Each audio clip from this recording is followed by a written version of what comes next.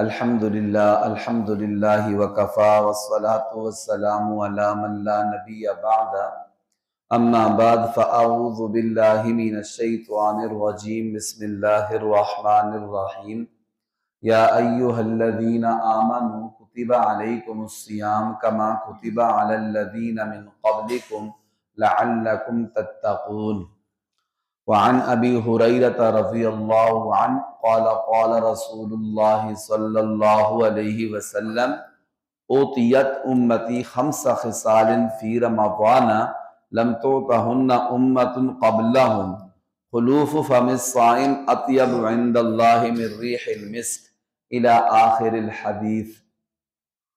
میرے معزز سامعین و ناظرین اکرام، رمضان مبارک کی آمد ہے۔ آج 26 فروری 2025 ہے۔ رمضان مبارک تو پہلی امتوں میں بھی روزے فرض رہے ہیں، جیسا کہ میں نے ابھی آیت پڑھی، اس میں اللہ فرماتے ہیں یا ایھا الذین آمنوا، اے ایمان والو، کتب علیکم الصیام، تم پر روزے فرض کیے گئے ہیں، کما کتب علی الذین من قبلکم، جیسا کہ تم سے جو پہلی امتیں گزری ہیں ان پر فرض کیے گئے تھے، لعلکم تتقون، تاکہ تم متقی اور پرہیزگار بن جاؤ۔ تو روزے تو جو ہم سے پہلی امتیں تھیں ان پر بھی فرض تھے، لیکن حدیث پاک میں آتا ہے، حضرت ابو ہریرہ رضی اللہ تعالیٰ عنہ کی روایت ہے، فرماتے ہیں کہ پیارے نبی حضرت محمد مصطفیٰ صلی اللہ علیہ وسلم نے ارشاد فرمایا کہ اللہ تعالیٰ نے اوتیت امتی خمس خصال فی رمضان لم توتہن امت قبلہم، اللہ تعالیٰ نے رمضان المبارک کے بارے میں میری امت کو 5 ایسی خصوصیات عطا فرمائی ہیں جو اس امت سے پہلے کسی بھی امت کو اللہ تعالیٰ نے عطا نہیں فرمائی تھی۔ یعنی امت محمدیہ سے پہلے جو امتیں گزری ہیں ان میں سے کسی امت کو یہ 5 خصلتیں، 5 خصوصیات اللہ تعالیٰ نے نہیں عطا فرمائی۔ روزے تو دیے تھے، لیکن 5 ایسی خصوصیات ہیں جو صرف اس امت کو اللہ نے عطا فرمائی ہیں، اس سے پہلی امت کو وہ نہیں عطا فرمائی۔ وہ کون سی ہیں؟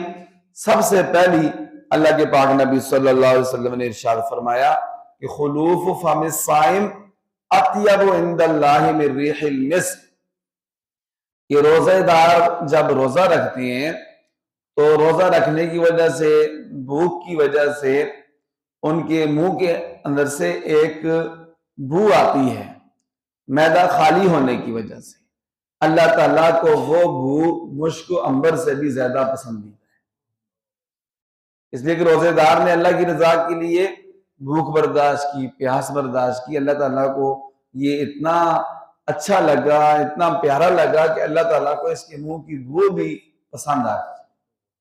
نمبر 2، دوسری کون سی چیز ہے؟ اللہ کے پاک نبی علیہ السلام نے فرمایا تستغفر لهم الحیتان حتی یفطروا، کہ روزے دار جب روزہ رکھتے ہیں، صبح سحری کرتے ہیں، تو جو سمندر کی مخلوقات ہیں، مچھلیاں، وہ ان روزے داروں کے لیے اللہ تعالیٰ سے دعا کرنا شروع کر دیتی ہیں کہ اے اللہ تعالیٰ ان روزے داروں کی بخشش فرما دے، ان کو معاف فرما دے۔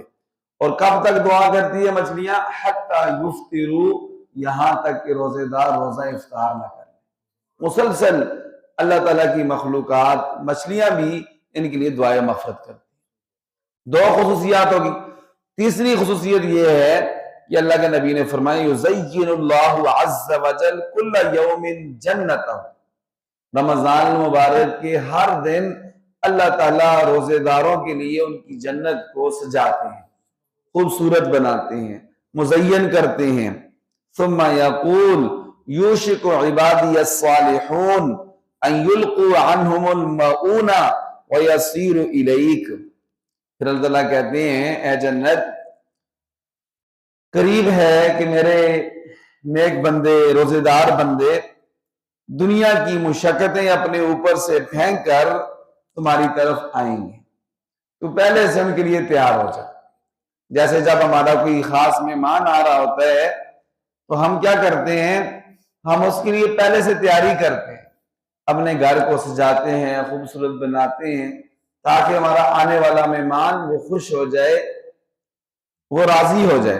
تو ایسے اللہ تعالیٰ بھی روزے داروں کے لیے جنت کو سجاتے ہیں۔ 3 خصوصیات۔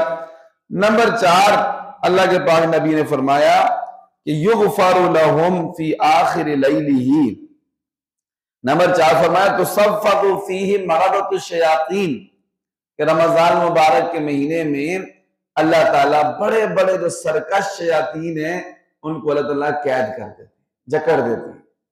جس طرح غیر رمضان میں گناہ کرتے ہیں تو رمضان کے مہینے میں ان کو اللہ تعالیٰ گناہوں سے ان کو بچا دیتے ہیں۔ غیر رمضان میں اللہ تعالیٰ کے گھر کی طرف نہیں آتے، مسجد کی طرف نہیں آتے، رمضان میں سرکش شیطانوں کے قید ہونے کی وجہ سے ایمان والے زیادہ سے زیادہ اللہ تعالیٰ کے گھروں کی طرف، مسجد کی طرف رخ کرتے ہیں۔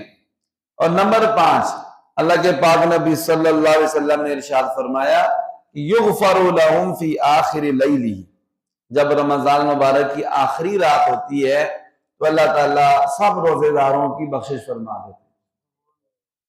تو پوچھا گیا پیارے نبی صلی اللہ علیہ وسلم سے اہی لیلۃ القدر، اے اللہ کے پاک نبی صلی اللہ علیہ وسلم، یہ آخری رات جس میں روزے داروں کی اللہ تعالیٰ بخشش فرما دیتے ہیں، کیا یہ لیلۃ القدر ہوتی ہے؟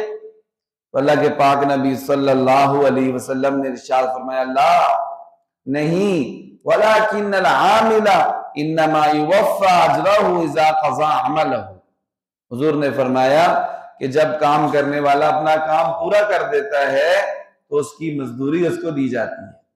تو روزے داروں، ایمان والوں کے ذمے اللہ تعالیٰ نے رمضان کے مہینے میں 2 کام لگائے ہیں۔ کون کون سے؟ کہ دن کو روزہ رکھیں اور رات کو تراویح کی نماز پڑھیں۔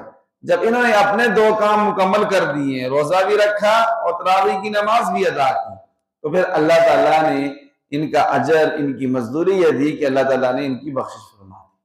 بس میرے محترم بھائیوں، اس حدیث پاک سے ہمیں یہ سبق ملتا ہے کہ دیکھیں یہ امت اللہ تعالیٰ کو کتنی محبوب ہے۔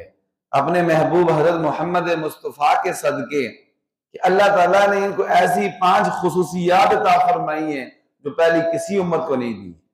تو ہم سب کو یہ چاہیے کہ ہم رمضان مبارک کے مہینے کو زیادہ سے زیادہ نیک اعمال کر کے قیمتی بنا لیں تاکہ اللہ تعالیٰ ہم سے راضی اور خوش ہو جائیں، اور اللہ تعالیٰ ہم سب کو یہ خصوصیات عطا فرمائیں۔ وآخر دعوانا ان الحمد للہ رب العالمین۔